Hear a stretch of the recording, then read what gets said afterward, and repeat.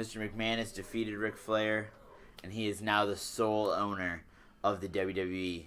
It is 2002, and you're listening to Off the Chest of Timothy Regal with 12-year-old Alex McCarthy and 22-year-old Timothy Regal. I don't remember my voice being this deep. 17 years ago. God, I can only imagine what 12-year-old Alex McCarthy was like. I just played EWR and watched wrestling and backyard wrestled. Dude, I gotta go find some videotapes of Nick Bockwinkel and Vern Gagne. I was downloading that shit off Kazaa. Yeah. Dude, I just downloaded this awesome Nick Bockwinkel versus Luthez match off Kazaa. You know what? The funniest thing was, I'll never forget, I had the DVD of WrestleMania... Fuck, what was on in Toronto? 6? No. Oh, X8. Yeah, X8. And on it, as a bonus feature, as like an Easter egg, they had Hogan Warrior from WrestleMania 6. And I remember showing my buddy, who was kind of a casual fan, I was like, oh man, you gotta watch this. And he's like, this is boring. And I was like, get out. Get out. And this person was no longer friends with Alex McCarthy. I think I might still be Facebook friends with him. I think he lives in Korea now. Because Alex said get out when he didn't like Hogan Warrior.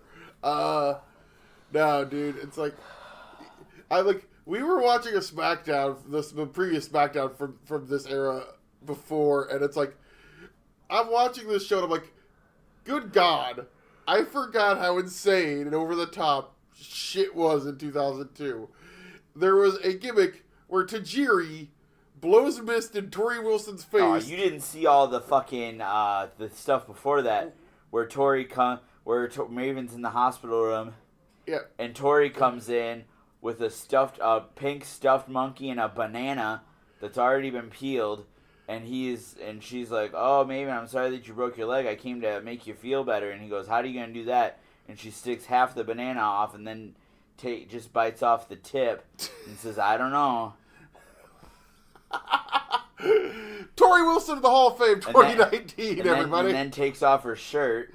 Yeah, why is Tori standing there with no shirt when I saw the vignette I did? Doesn't matter. In the immortal words of Zach Dale, nobody cares. And then, who's Zach Dale? And then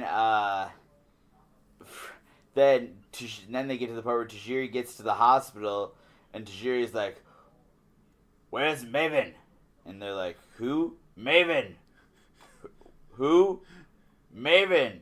And the one nurse is like, "Does he have a last name?" And he's like, "No last name. Maven." And then the other nurse is like, "Oh, you mean Maven, that good-looking guy with the great smile from the WWE who won Tough Enough?" Oh, Jesus Christ. You can't make this shit up. Way to go, Brian. I mean, somebody did. Way to go, Brian Gewirtz. You can't make this shit up. Somebody did. That sounds like a Brian Gewirtz special right there. Oh, my God. It was... That was Brian Well, the Gewirtz funny thing was, the other nurse was listening the whole time, and she just let this, woman... And then Tajiri would, he'd be like, "Is something wrong, sir?" And he'd, start smiling and go, "No, nothing wrong." But then he dressed up as a doctor, and he got to Kidman's door, and they were like, emergency in the emergency room, all hands on deck. And these two other doctors are like, "Come on, doctor, we need all hands on deck. There was a tractor trailer accident." And he's like, No, they'll be fine. And they're like, "No, we have to go." And then the two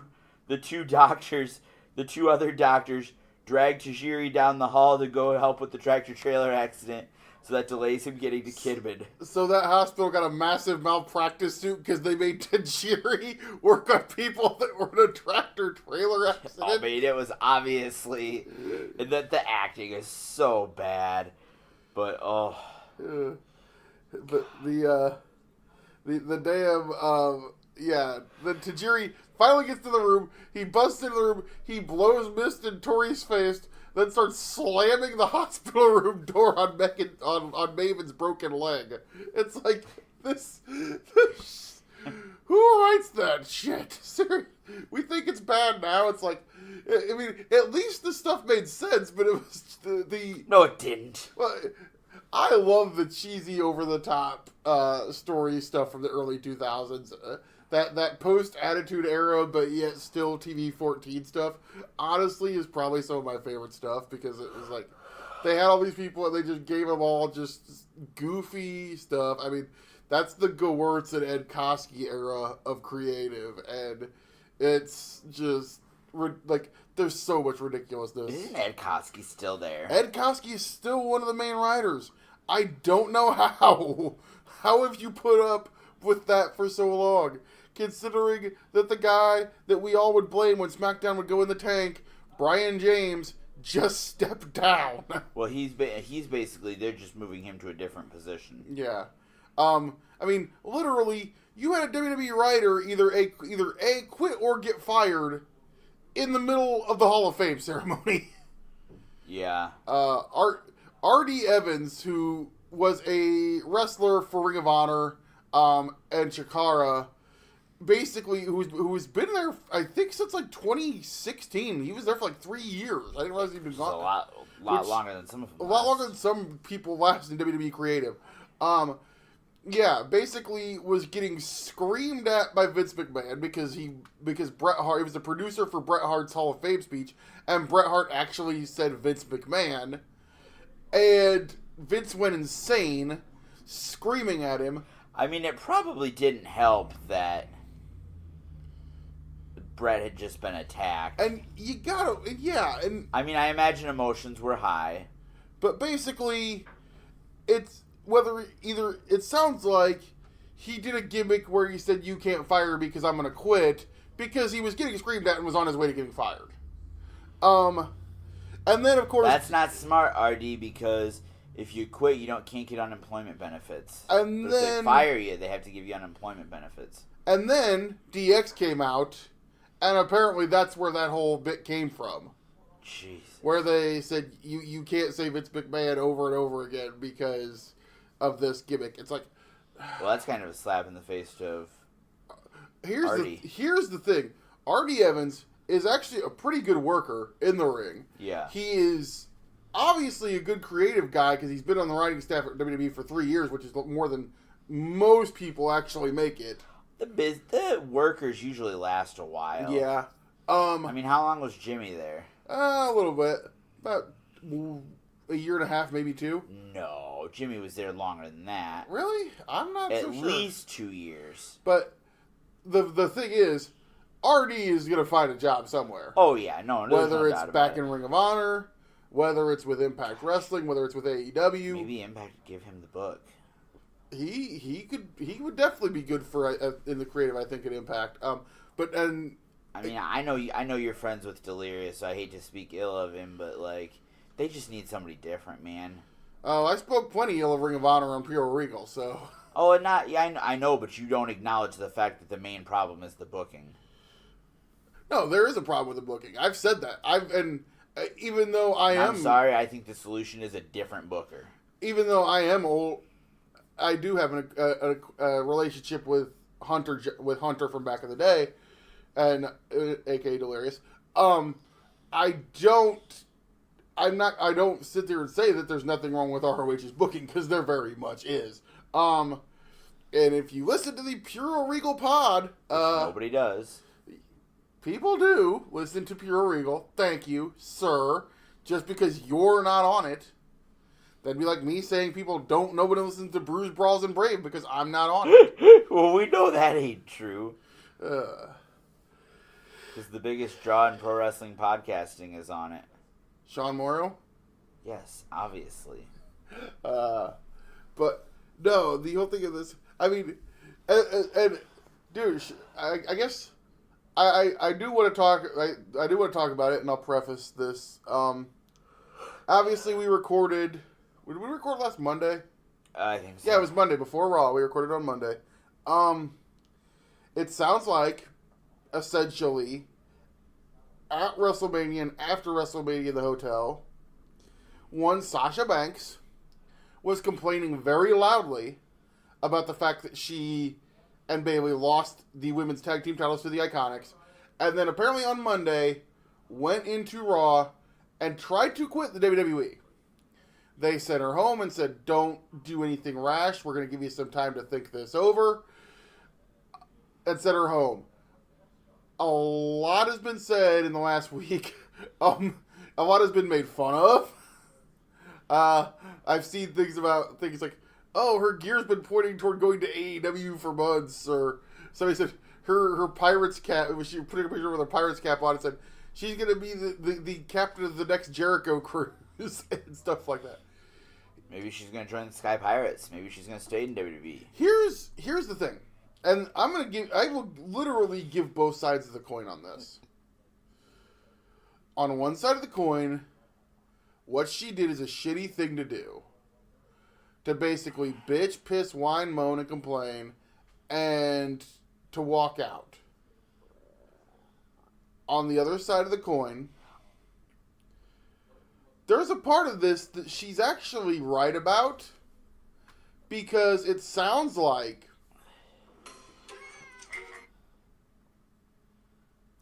cats from Alex's phone. It was a fish, actually. At least it was a fish being chased by a shark. At least the fish then threw a stick in the shark's mouth. At least it wasn't Baby Shark. Yeah, Regal asked to listen to that last week. I didn't know what the fuck it was. Finally, I know. Now I know, and now I know why people hate it. Baby shark, baby shark, Stop. Shark, baby shark. Our listeners like to listen to you sing. I don't think anybody wants to listen to you sing Baby Shark. But back to Sasha. It sounds like they were promised a long title reign, and the fact that they made such a big deal about, oh, this title's going to go over all brands. They have them show up on NXT, they show up on SmackDown, they show up on Raw. They do this 4-way tag. And it sounds like at the very last minute, literally day of WrestleMania, they changed the plans and put these belts on the Iconics. Which, as much as I love the Iconics, I mean, I've said during WrestleMania I want to marry Peyton Royce. And I think they're a fun act. But they're a comedy act. Oh, get out of here. They're the only fucking tag team on the roster. But Sasha and Bayley were a tag team. No, they weren't. You can't sit here and tell me Sasha and Bayley after the story. They were the first tag team. They were a tag team. They were going to have a long title reign to bring prestige to these belts, get those two back to the top, and then also put prestige on these titles. Putting the belts on the Iconics shows that the WWE doesn't really care about the women's tag team titles, and now Sasha and Bayley are back to being just two female performers that are just in a pile. Okay, so you just contradicted yourself. You just totally contradicted yourself. Because if they were a women's tag team, them being a women's tag team would not be contingent on them holding the titles. But you just said that they're only a tag team if they're holding the women's the titles. They're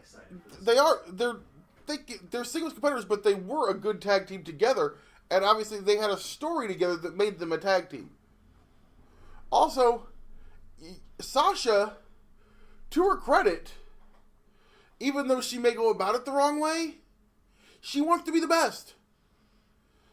And there's an old adage and you'll hear this from a lot of old people in the old guard. If you're not out there to be world champion, what are you doing? If she wants to be the best, she should get better at her craft. Okay, you could say. I'm just saying. But okay, so she wants to be treated like the best. She was one of the big dogs that was supposed to come up from NXT, along with Charlotte. She was technically supposed to be the number 2 behind Charlotte.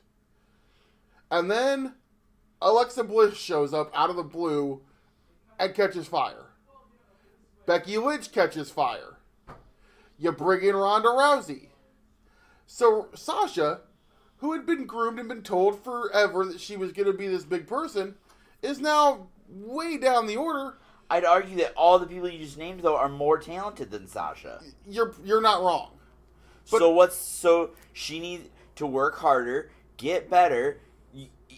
This is entitled. It's entitled behavior. She Does expects to be handed something. Does she need to step her game up? Yes. Yes. But I can also understand where you become frustrated. Sure, I can too. But when you're frustrated, you work harder. Becky Lynch, was booked piss poor compared to how much of a push Sasha got. Sasha got way more main events than Becky, way more accolades than Becky. And what did Becky do? She kept working hard. And that's why she caught fire. And she doesn't, she's not, getting put out there for, botching. She's not getting heat for hurting people. She's not getting a reputation for hurting people. She's getting a reputation for cutting the best promos and having the best matches. And, do I think Sasha Banks has reason to be upset with the way she's booked? Absolutely. Do I think throwing a hissy fit at WrestleMania that you lost a match is the way to handle it? Oh, absolutely. No. But that's what I'm saying. Like, Sasha nobody deserves anything. Nobody deserves anything. Nobody deserves to be handed anything. You work for things. And I think the Iconics are an actual tag team.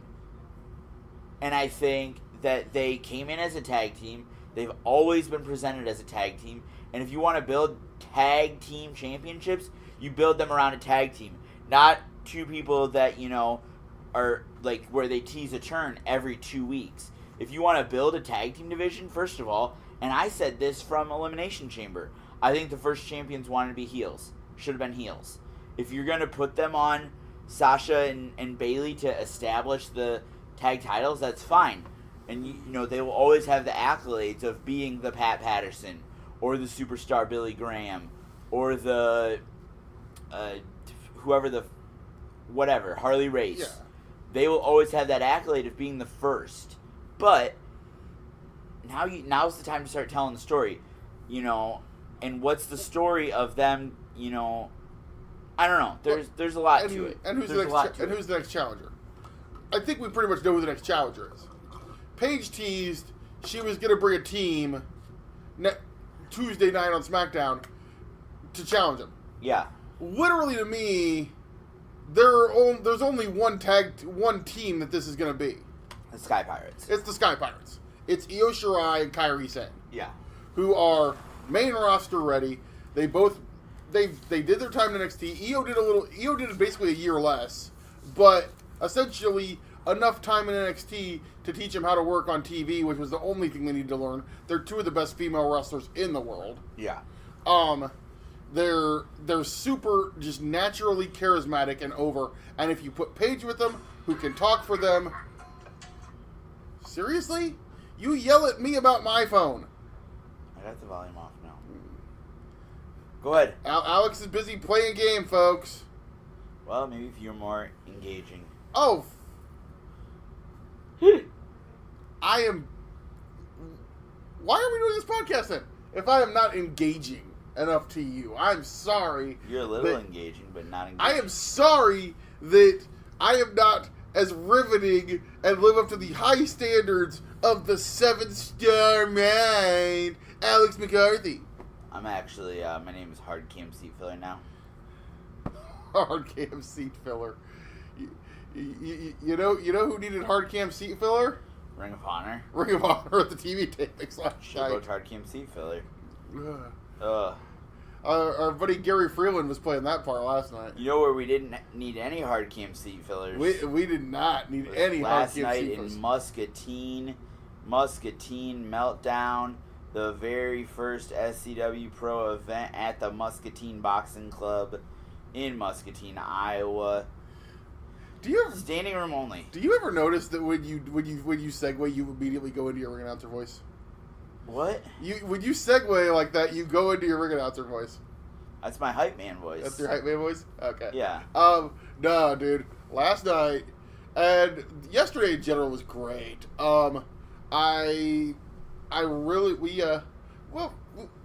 can show it. We went down to Armored Gardens.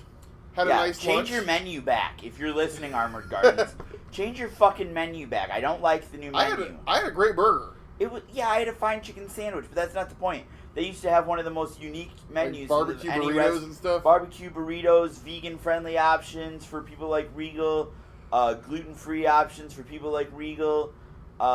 You know, great food. I found out I love ciders. I'm turning into Alex McCarthy when it comes to beer. The ciders aren't really beer. Ciders aren't really beer, but I had 2 amazing, excellent cider boys. You gotta try Royal the Sangria, I think was what it's called. Yeah, you gotta try the Wilson's hard cider. They should sponsor us. They're based out of Iowa City. Wilson's Orchard hard cider. They have a cherry crush and a blueberry and a couple other flavors. I've seen them. I haven't tried them. Yeah. But no, we went down, had a nice lunch, had some conversations with some friends. My wife. Your wife being one of them. She's not a friend. She's your wife. She's in the family. Wow, she's not your friend. She's in the Slam fam. She's in the family. Wow. Okay. Your wife is wonderful. Happy belated birthday to your wife on the show. Yes, 20-some years old. Yes. Is my wife. Much younger than I. And me. And you. Not much younger, like legal. Well, you're old. You're 29. I am old. I'm only 29 for a couple more months. It's my last few months of my 20s. I gotta live it up, Regal. For Alex, living it up means drinking a glass of Ovaltine and staying awake till 9:30. 9:30 is kind of late. I could maybe do 9:15. But no, we had a nice lunch, and then we struck out for Muscatine, Iowa. That's right. A place that Alex McCarthy thought was an hour away. I thought it was like 45 minutes. No, Muscatine is literally under 30 minutes. And it was not under 30 minutes. It was like 37. Once you get onto 61 out at Camping Did World. you fucking drive? Because I was the one that put it in the goddamn GPS and drove the goddamn car. Either way, it's not a very long drive. It's a very easy drive. Drive down 61. But not that Regal could do it. Have you ever driven to Muscatine? Many times. Really? Yes. But you just had to have me chauffeur you? I ride with you. I give you companionship. Oh, yes, because the last thing I need is to have to rely on my wife for companionship. Your wife doesn't talk on car rides. She really doesn't. No, we drove down to Muscatine, got to the Muscatine Boxing Club in beautiful, picturesque downtown Muscatine, Iowa. And I instantly loved the building itself. It's a large metal garage type building that's been converted into a boxing gym. The Muscatine Boxing Club actually used to run in the Muscatine National Guard Armory. Okay, yeah, you were talking to the guy from the club. And I had completely forgotten about that they actually the boxing club used to be in the old National Guard Armory. We're ended up being a limits ran, and we got in trouble because Matt Seidel did a moonsault in the boxing ring, and also hurt his knee. That was probably pretty effing dumb. Yeah, well, he ended up jamming his knee too because he was which Matt's kind of dumb. Wow, Matt, if you're listening. Matt's not listening. Is Matt doing anything? Is he still working for Impact? I don't know. That kid, I don't want to bury him because I do like him, but a guy. I like his brother. Matt Seidel is a guy to me that never lived up to the potential that he had. Yeah. And literally everything. Like, this kid should have been and would have been it should have been amazing. Granted, he was a cruiserweight in a time when WWE wasn't booking cruiserweights. But he got signed, which I think was a huge accomplishment. Yeah, and they gave him people forget he had the U.S. title. Did he? I don't remember that. Yes, he was U.S. champ. So yeah, no, the kid was great. Just unfortunately, just for weird reasons and things that he did, just didn't live up to his potential. And is kind of. I don't want to say. What's the word I'm looking for? I have no idea. I'm a little disappointed because I think he should have been a bigger deal in the business than he's become. And his stuff on Impact, I mean, he's still having great matches. Yeah. But just it's not quite what I think it could have been. But no, yeah, did a moonsault in a boxing ring, jammed his knee because you shouldn't. Boxing rings are not wrestling rings. Boxing rings are designed for guys to stand and punch each other in. They are not designed for guys to dive from heights and land on. There is a difference. Boxing rings are much harder. They are very unforgiving. How are they set up? Are they like different types of wood, or the wood is thicker? The beams are thicker. Basically, they don't give. There's very little padding. Okay. So some boxing rings have no padding. I know Merrick Brave said yesterday he did one match in a converted boxing ring and basically refused to bump in it. And it was for some fed that he couldn't remember the name of in Indiana. I know there was a company in Chicago that some of my friends worked for that basically had a converted boxing ring as a ring. And they said anytime you bumped in it, it sucked. So boxing rings and wrestling rings are very different. But no, this building, great layout. I like the fact. You know what I really liked? It was cool, especially for the show. The section of bleachers against the wall. Yeah. So you have a section of bleachers, then you have the seats on all four sides. This literally almost is the perfect size building for independent wrestling. Yeah. We may have to get more chairs if we do as good as we did last night. Yeah, we may. But but fun time in Muscatine. We set everything up. I also like the fact we were able to elevate the video screen up above the entranceway. That looks cool as heck. That did look very cool. Yeah. No, it's great layout for a building.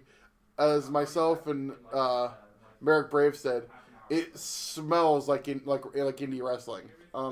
Merrick Brave said, I worked in 30 buildings in my career that looked exactly like this place. A big barn. Fortunately, thanks to the local talent that was on the show, Jared Thumb. Yep.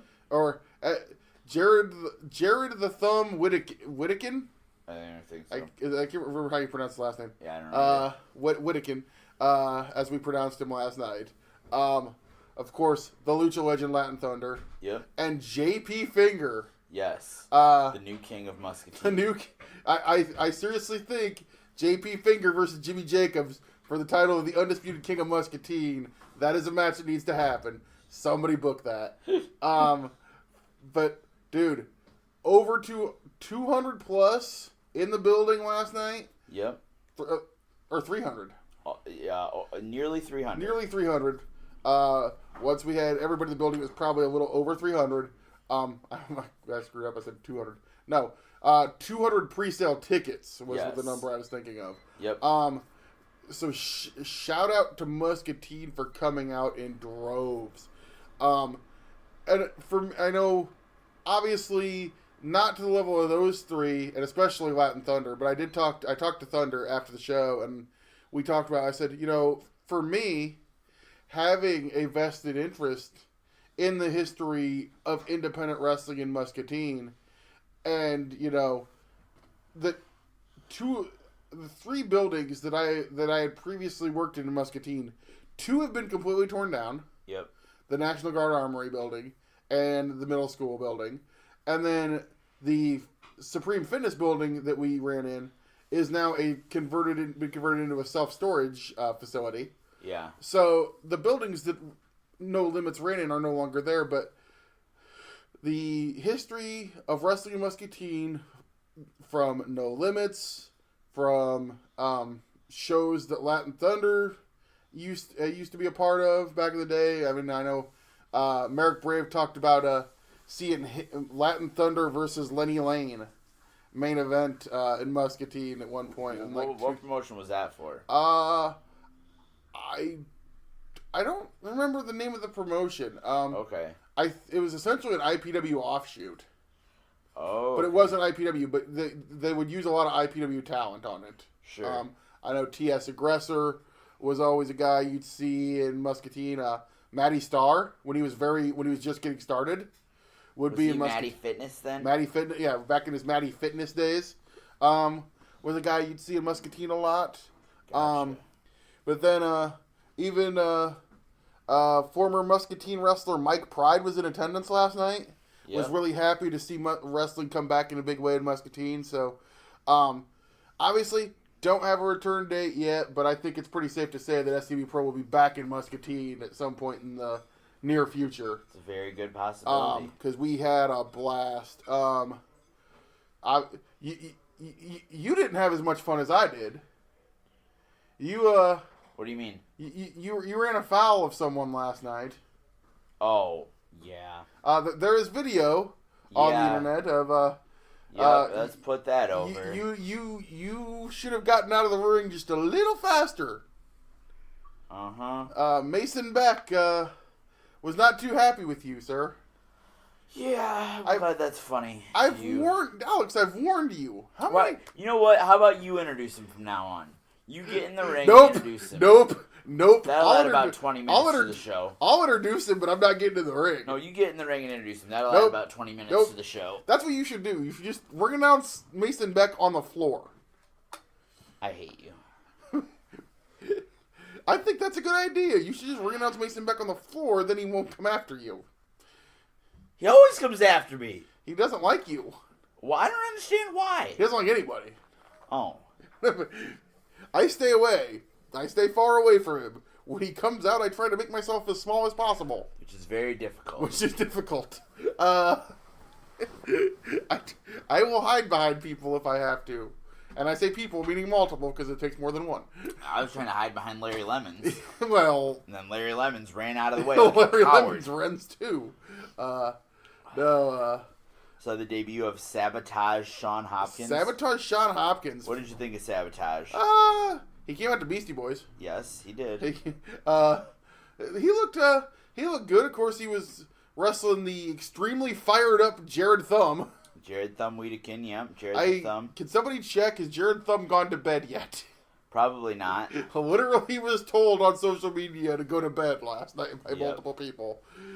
Jared, I've never seen anybody more happy, I think, than Jared Thumb last night. And Jared is a proud Muscatinian. He's a former member of the Muscatine Muskies football team. Yep, His football coach was in attendance last night. Yep. Along with many members of the Whittakin family. Yep. So he was super jacked up. I know before the show he was saying he was a little nervous. I said, bro, you just treat it like a show. He said, obviously it's a little more on the line when you're in your hometown and the families, and you got family, but he said his grandma was there. Yeah, I met Grandma Thumb. You did? Yes. She is a lovely lady. Nice. But no, he came out, opened up the show, and just amped up against Sabotage, and picked up the win, and then for a little extra oomph, just threw one of those Muscatine Muskies football tackles into Sabotage. Yep. Because after Sabotage had disrespected the Muscatine football jersey of Jared Thumb. Yeah, what was that about, Sabotage? Yeah, he probably shouldn't have. I was worried. I'm like, I actually worried for a second. I'm like, please tell me that the football team's not going to try to jump into the ring on this one. Yeah, no kidding. It is Muscatine. They can tend to be a little crazy. Yeah. The Muscatonians. Johnny Wisdom got into the face of some fans in Muscatine as always. I don't think anybody is there any town we could go to where Johnny Wisdom would not be hated by everyone. Maybe if we went to Alabama. Maybe Tuscaloosa, Alabama. Maybe Tuscaloosa. Maybe. Oh boy. Steve Manders was huge in Muscatine. Of course, he's teamed with Latin Thunder. So. Well, yeah, the Thunderhawks were in attendance. And... Manders, a special guest with Gary, with the voice of the Iowa Hawkeyes, Gary Dolphin, Yeah. Who was in Muscatine. I wish I would have known. We'd have been in Muscatine early that day then. I thought we should have tried to get Gary Dolphin to call the show with us. I'd lose my shit if we get Gary Dolphin to come call pro wrestling with us. He is available right now, isn't he? It is the off season, so. Well, didn't he also get? No, he got reinstated. Oh. No, I would have loved to have had Gary Dolphin come out to the show. That would be cool. Maybe we can work on that for Iowa City. Iowa City, Muscatine, wherever. Wherever. Gary Dolphin wants to come commentate a show with me and Alex. He is more than welcome to do so. Or you and Merrick. Or anybody. Anybody. I'm hoping for the Turnbuckle Comedy Fest, depending on who may be in attendance. Oh. We may get some guest commentators. Yeah. I know they've had some comedians before that I know of that were wrestling fans, so yeah, we may have some guests at the Turnbuckle Comedy Fest, May 31st at the Rust Belt. Yes, featuring woo, when you're living, Rick Regal. You're right on cue. Yes. It's amazing how you pull that one off. I'm always ready, baby. Were you over at the water cooler with John G again? I was over at the water cooler with my El Idolo, John G. Rick? What's going on? I gotta ask you something. What's going on? You gotta promise not to chop me first. No promises. Oh, damn it. You always tell me we need to talk about Charlotte. Yeah, can actually. Can we talk about... Main event, WrestleMania. Well, she did that. Then she went on vacation. Yep. Can we talk about some of those Instagram photos? Why are you looking at her Instagram photos? I follow her on Instagram to see what she's doing. Why are you trying to see what she's doing? She posts on Instagram. You realize how creepy that is?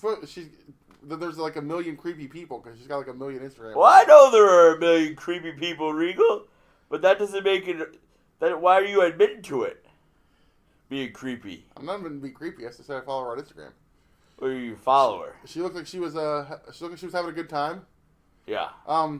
There's a picture on Instagram where it looks like Andrade's having a good time. Why are you looking at private pictures? Andrade's well, I don't know. He posted it.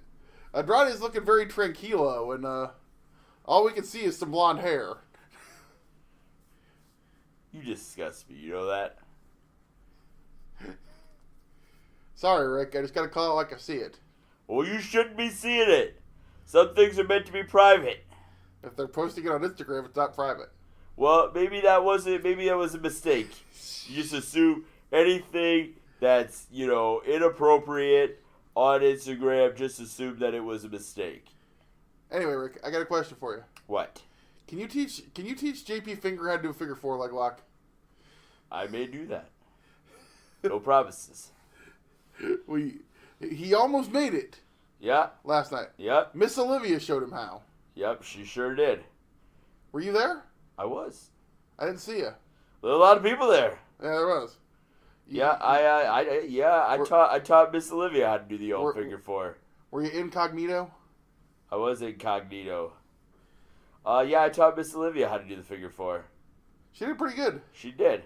Minnesota girl. I got my roots in Minnesota. Trained by Vern Gagne.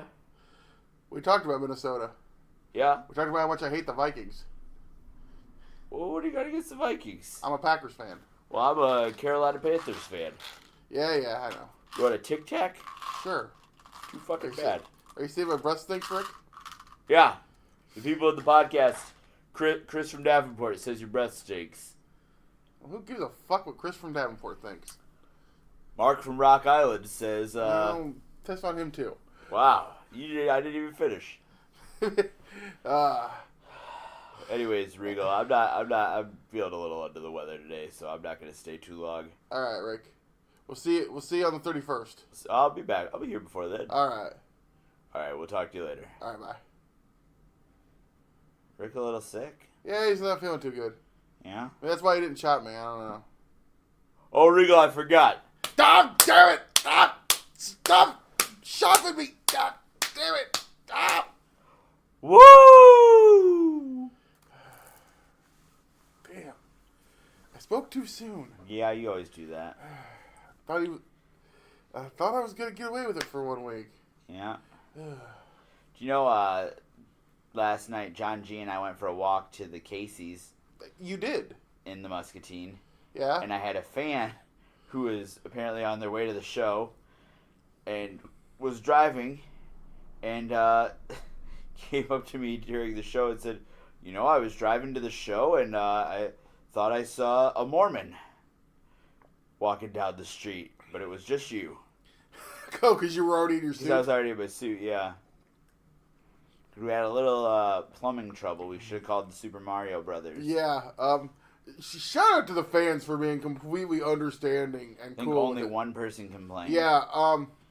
Unfortunately, it's our resident complainer. So. Unfortunately, in indie wrestling, occasionally you have to live with that shit moniker. Happens. Well, literally shit happens, and the show must go on. Unfortunately, right before we were going to open doors, yep. A massive plumbing issue occurred that basically they had to completely take the restrooms at the Muscatine Boxing Club out of commission, and we ended up ordering a couple porta potties.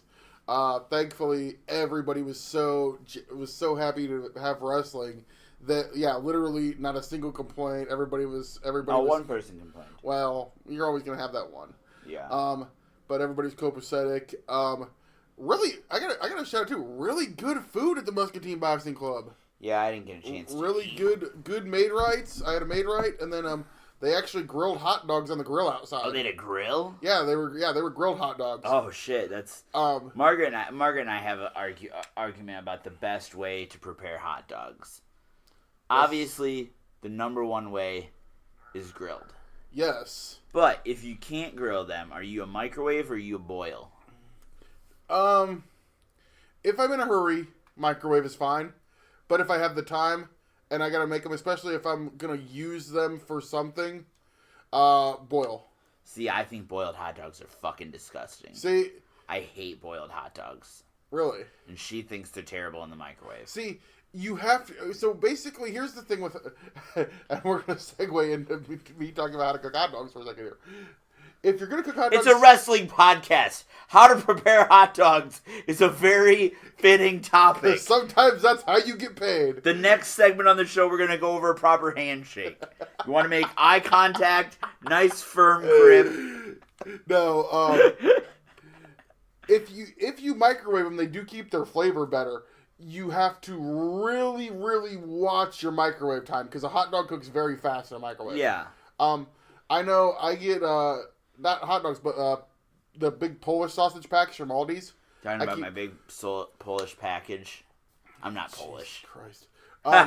No, you get big packs of Polish sausages at Aldi's. At Aldi's that I. Did you say Whitey's the first time? Aldi's. Did I? I don't know. But at Aldi's, and go back and listen. I guess they actually have really good flavor. They're all beef. Basically all beef hot dogs, kielbasas that are great. But and they're really good in the microwave. You just have to really watch the cook time, make sure you get them just right. Yeah. But no, the preferred way to cook a hot dog is on a grill. Obviously. But especially if you're gonna use them, especially if you're putting like chili on them or anything, you need to keep that flavor in to really make it pop. So no, I would say actually microwave is number 2. Me too. But no. Now, as far as how to give a proper handshake, be a nice, firm, make eye contact. I don't like that limp. I don't like the limp handshake or the weird turned handshake. No, I don't. I'm a straight up handshake guy. I understand that there was a tradition in the wrestling business for a long time that if you shake hands with that very soft, or else people think you're too stiff in the ring. No, I was never about that. It's like shake a man's hand the normal way. Right. Be a man Hulk. Now, if you're at WrestleMania weekend, you should not shake hands with anyone. Whoa. Measlemania. Between measles, influenza, bronchitis, literally every person that I know that went to Mania came back with some type of sickness. Thankfully, nobody got the measles. That I personally know. But our boy Dustin Smothers got influenza, a really bad case of it actually.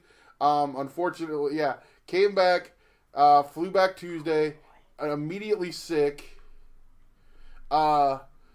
Actually was basically told by his doctor that he couldn't see his kid for 5 days. So wow. That's extra shitty.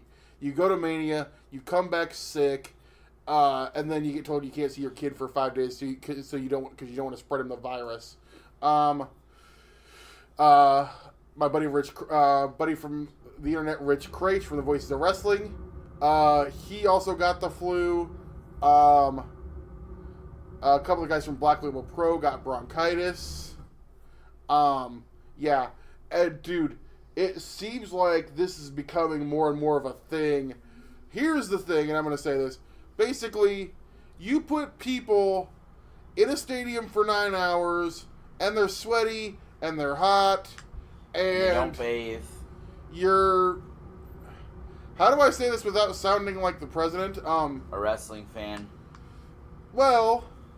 WrestleMania draws a lot of international fans. You're saying international people are dirty? No, I'm saying there's a lot of international people that don't vaccinate. You're saying they're anti-vaxxers? Not necessarily. Wow. But I do think that plays a small part in it. But I feel like but the bigger issue is there's so many people and so many places. If you're a germaphobe, WrestleMania would not be the place for you. I am really not. But it does seem like it's becoming more of a thing.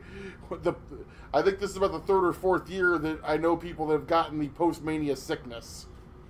You know what I'm selling at Mania weekend next, if I ever go?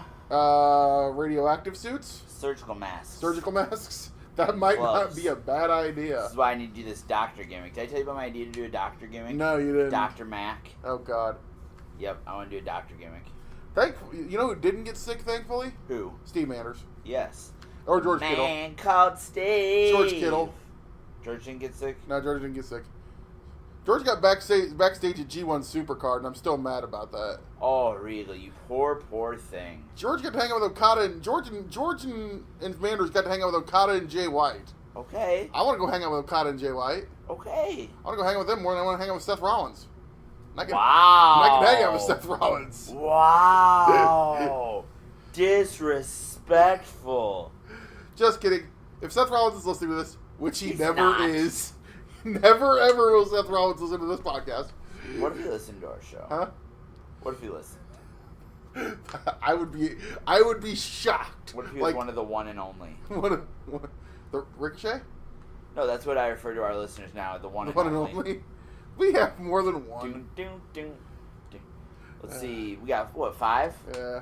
The Ritter brothers, Chris Angle, Zach Davison, Mark Storm. That's it. If you are somebody other than the 5 people mentioned and Let listen us to this know podcast, who you are. Tweet us at OffTheChestTR. No, we have more listeners than that. Thankfully, we do. No, what was I gonna say? Somebody came up to me last night and said, "What happened to the skinny ring announcer?" And then he paused and said, "Not saying you're fat, but Zach." And I told him I ate him. We miss Zach. Zach's a great dude. He just decided that as SCW was expanding that it was time for him to step away because he couldn't devote the time and energy that he needed to, and I applauded that decision. Yeah. And it left the door open for Alex to get a full-time gig. So. Yep. Because you were still essentially a part-timer up till that point. Well, no, I had just. So what happened is I had started part-time. I had done the first Dubuque show. I had done, let's see, I did the first Dubuque show. I did, then I ring announced the next Walcott show as a fill-in. Then I did Epic. I did some commentary. And then at the next Dubuque show was basically when Mark Storm went back to managing. So I had taken over for Mark on commentary. So I actually took over for Mark on commentary in April. And I was full-time commentary. And then that August was when Zach retired. And then I took over for Zach ring announcing. You started pulling double duty. Yep. And that's when I was full-time double duty, was after April. And yeah, it's funny that the fan asked where as far as Zach was. No, Zach's good. He's just relaxing. He's a big. He was listening to the show. We still love him. I've always said if he ever pops back in, we'd be more than happy to have him. So, I mean, that way you wouldn't have to do double duty, and you know, everybody. Not that we don't love you. You are loved, and your Macho Man beanie hat. Ooh yeah, I seriously think you should announce the next show in what you're wearing right now. Why? Just to be funny. In a Black Label Pro T-shirt and a Macho Man. I can only imagine the powers that be's reaction to that one. And barefoot. I'm not wearing any socks or shoes right now. Okay, now you just reminded me. Has he ever done for you the Macho Man impression singing No Scrubs? Oh God, don't. No. If I had to endure it, everyone else does. I don't want no scrubs. A scrub is a guy who can't get no love from me. There. Sitting in the passenger side of his best friend's ride, trying to holler at me. I don't want no scrubs. A scrub is a guy who can't get no love from me. Sitting in the passenger side of his best friend's ride, trying to holler at me. Why is that a thing?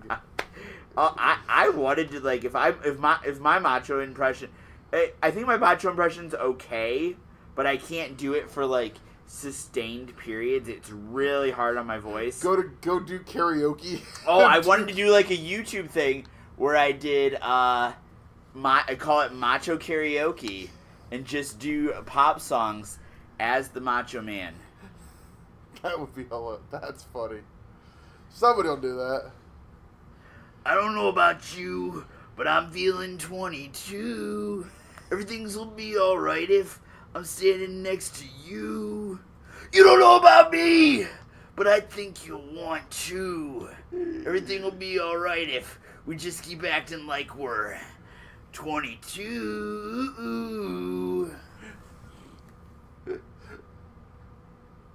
I actually just had an idea. What? I'm gonna go do karaoke as Vince Russo. No.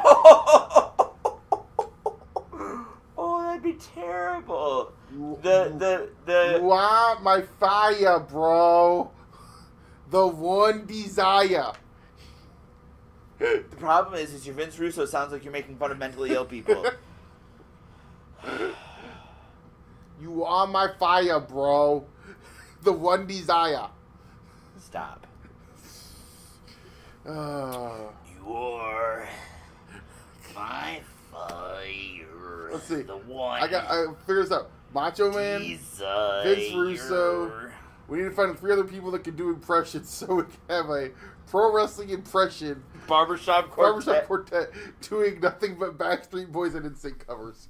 And then Roddy Burton can back us up on guitar. Yeah, there you go.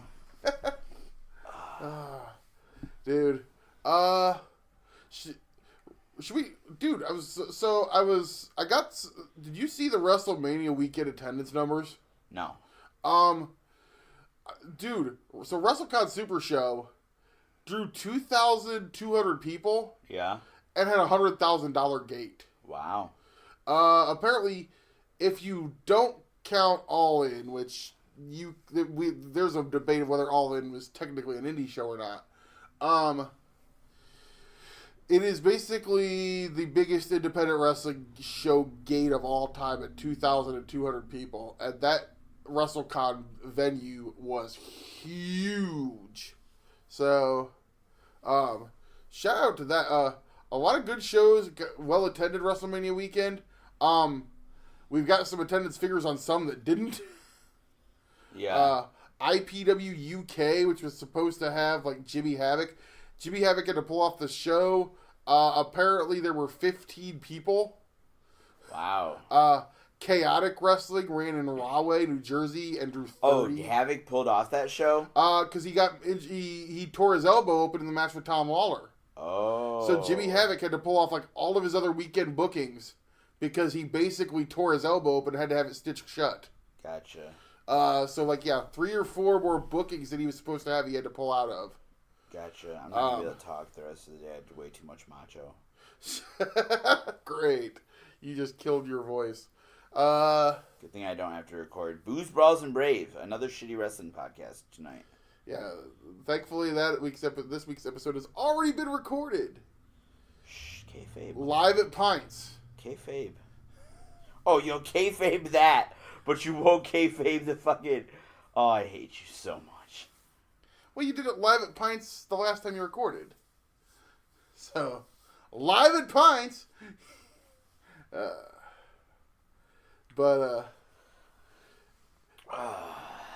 Anything else going on that we haven't talked about? Do you want to talk about Uncharted Territory?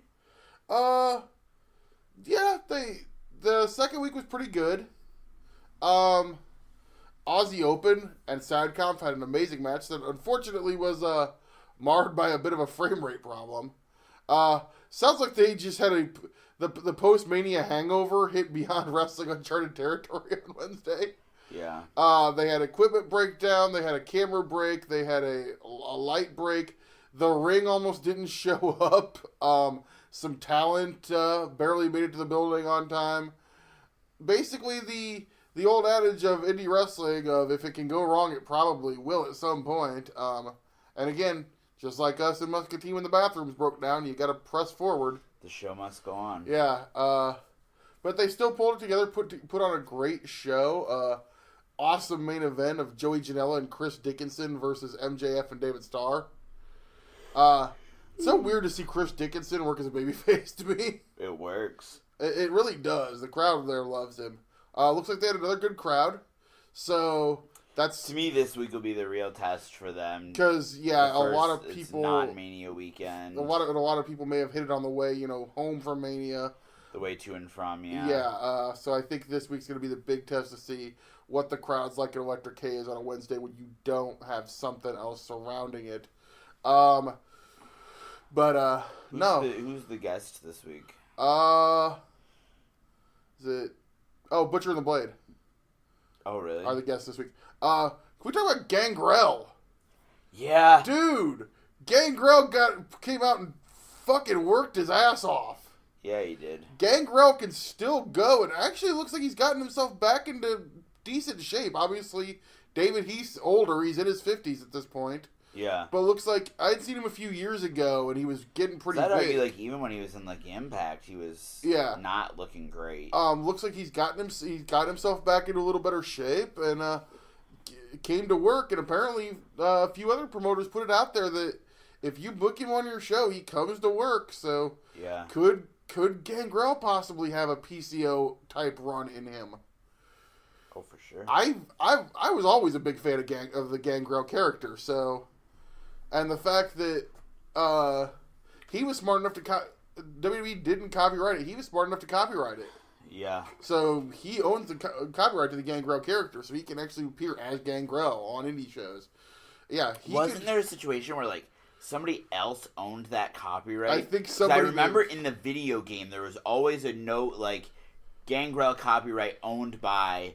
Maybe one of those blah, blah, blah, whatever. I think, a comic book company or another video game company or somebody owned the copyright to that character, so they always had to acknowledge that they didn't own that copyright in the video game. Well, just like they had to acknowledge Marvel for Hulk for many years. Mm-hmm. Because they had sued and won a suit on the fact that that the name Hulk was copyrighted by Marvel. Well, because they were calling him, for a while, the Incredible Hulk Hogan. Yeah. No, Gangrel, dude, showed up, worked a hell of a match. And like I said, yeah, I think that's a guy that you could see another. You always see, and I think PCO's kind of set that bar now of if you're a guy who, if you can stay in shape, you can have a second run. And you can get signed by Ring of Honor and wrestle in front of 15 people on a TV taping. There were more than 15. I'm teasing. Hey, he also worked in front of 18,000 in Madison Square Garden. Right, because they thought Cody and the Bucks were going to be there. Am I wrong? No, you're not wrong. Were you there for somebody was telling me a rumor that Ring of Honor possibly could be losing more guys. What do you mean? Rumors that WWE's got a few more guys they want to sign. Really? And yeah, so That storm still may not be quite over for Ring of Honor. It's going to be interesting to see where they go tell from me here. off the air who the names are. Yeah. I'm assuming by how cryptic you're being that it's not out there. Yeah. No,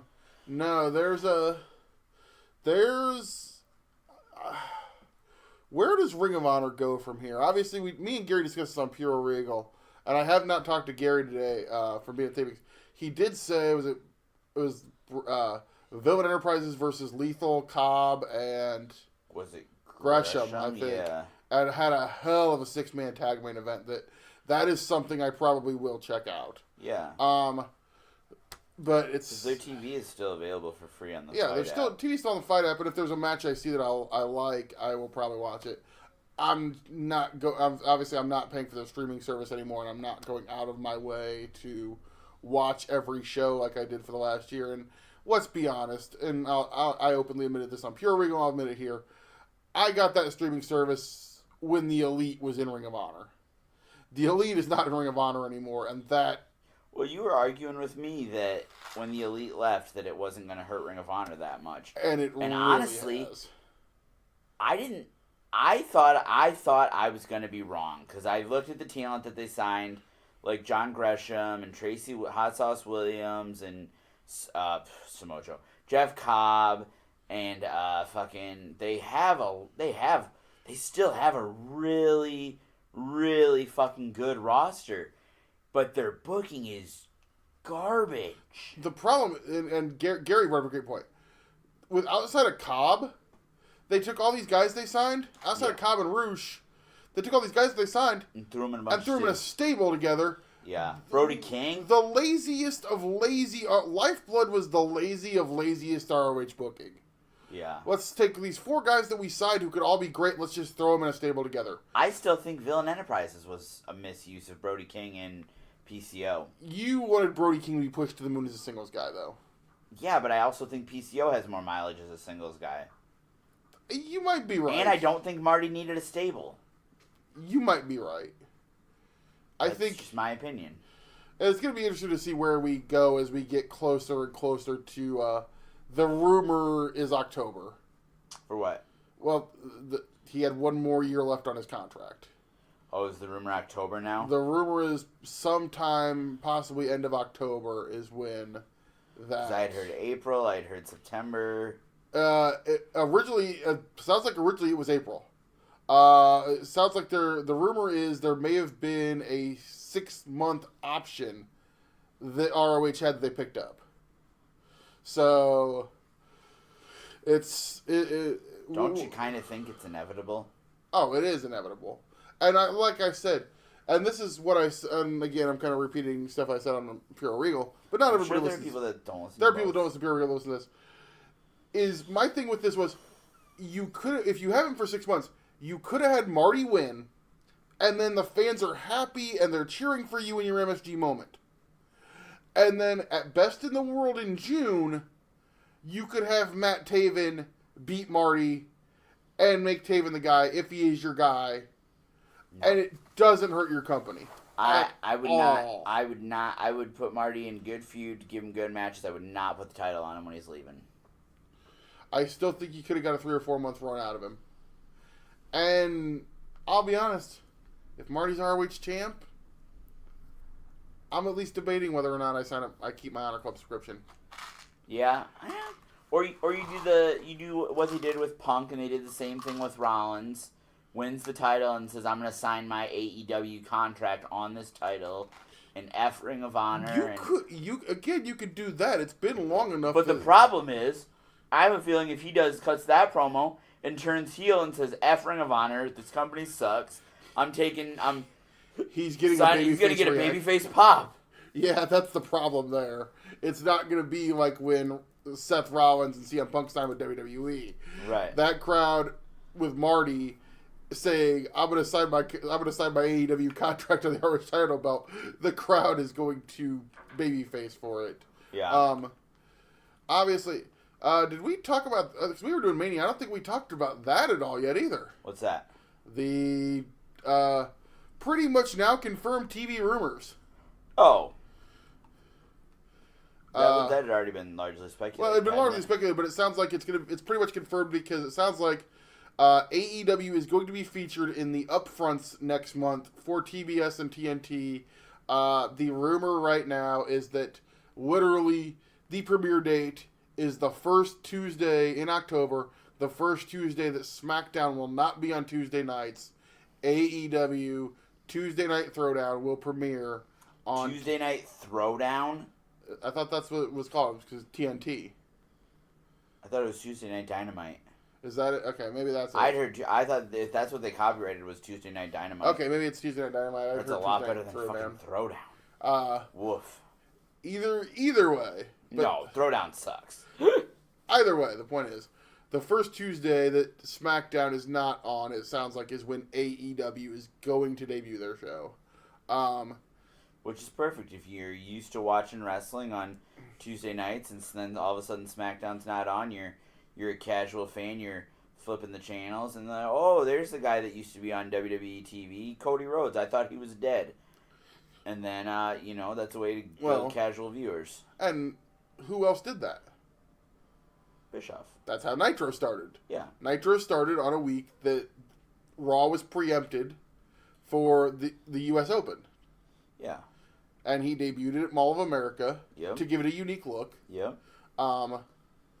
I still to this day I've never been to the Mall of America. Really? Yes, never been. I've never went there, and I've said that if I ever get there, one of the first things I'm doing is I'm going to that court and taking a picture.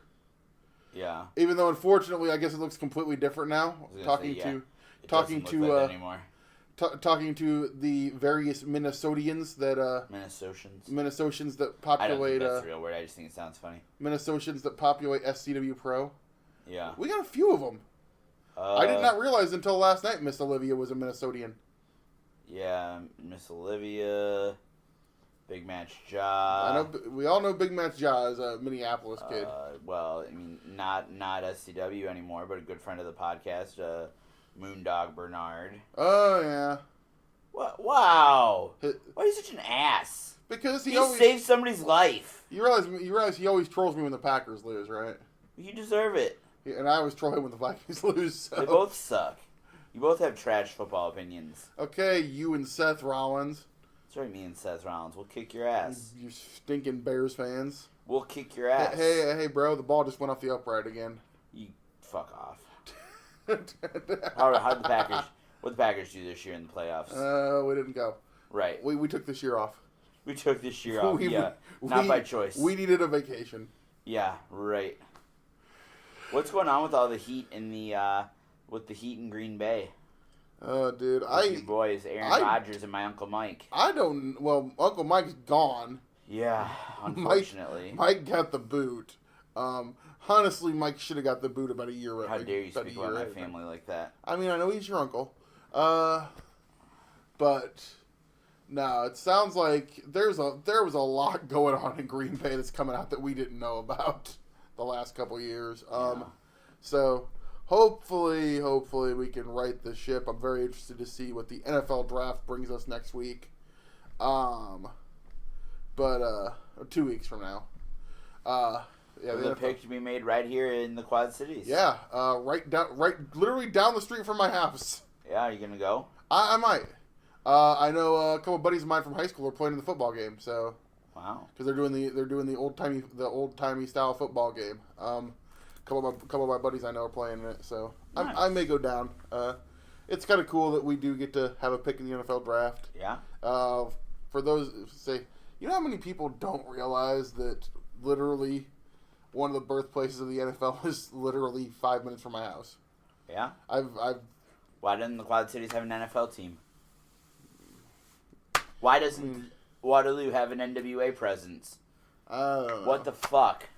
I still say so much history in the Midwest and we get ignored. At Billy Dave Lagana, we need an NWA World Heavyweight title match at the Hall of Fame weekend. Well, no, I think we need a regular NWA promotion in the state of Iowa. Well, again, based out of Waterloo. No limits. Somebody's gonna find the Iowa belt. Yeah. I'd love to know where that Iowa title is. Right. The Shug, the final NWA Iowa State champion. Yeah.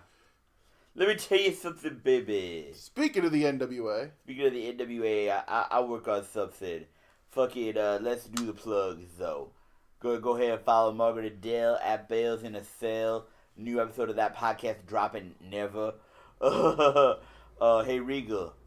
Do you know when the next episode of Bales in the Cell is gonna drop? I don't know, Dusty. That's why we're asking you. God damn it, Regal. I wasn't falling for it this weekend, Dust. Damn. You know why you didn't fall for it? Why? I don't know. That's why I asked you. Hey, Dust. Did you really just fall for it after you said you wasn't going to fall for it? Hey, Dust. You're so dumb, Regal. Dust. What? I gotta ask you about something. What? I was thinking about something else. What? Did you see that tweet Brandy made? No. Brandy tweeted about wanting to walk around the house naked. Okay. I want to know. You better not be in the house. I'm trying to get Cody's address right now. You disgusted me. Hey, Regal, I got a question for you. What's up? Have you met my friend Ric Flair? Ah, God damn it! Stop driving me! Stop! Damn it! Stop! Follow Alex McCarthy at Word Real Smart Alex, aka Hard Cam Seat Filler.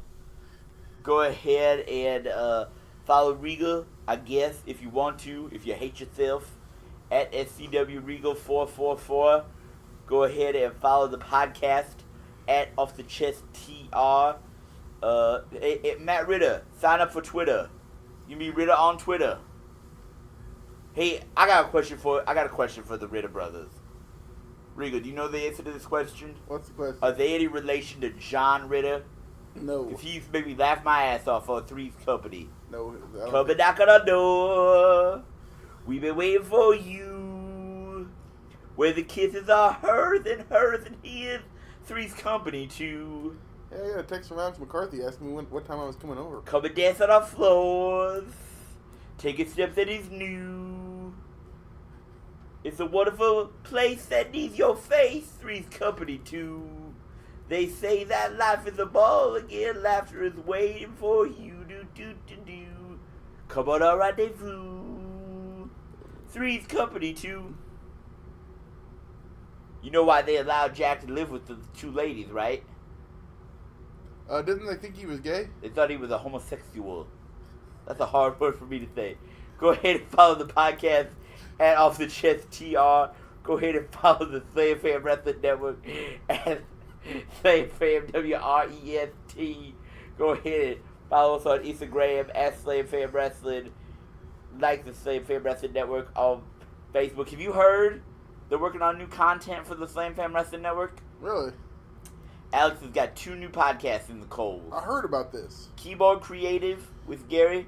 They're gonna try to put the creative juices together, and then also Little Something working to bring one of the favorite sons of the Slam Fam Wrestling Network back on the podcast as one of the greatest Slam Fam podcasters in the history of this great broadcasting technology. John G? Yes, John G. Who do you think it was going to be? Well, I thought maybe I had a new podcast I just didn't know about yet. You're funny, Regal. I wouldn't book you to wipe my ass. Hey, how's Corey? Fuck that guy. Alright, babe, we'll see you next week.